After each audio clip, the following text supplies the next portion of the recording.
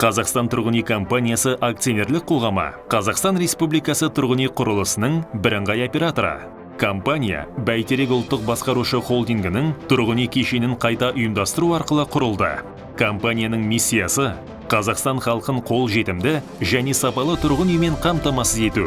Компания қызметінің бағыттары арасында тұрғын үйге ұсынысты қолдау, тұрғын үй құрылысының көлемін ұлғайту және құрылыс салушыларға қызмет көрсету үшін бірыңғай терезе құру.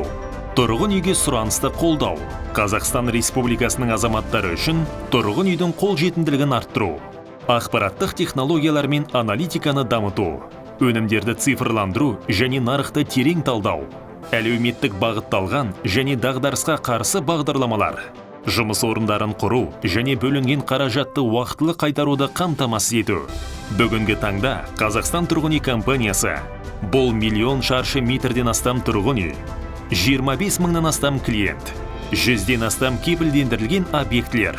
Қазақстан тұрғын үй компаниясы әрбір қазақстандық үшін қолжетімді баспана.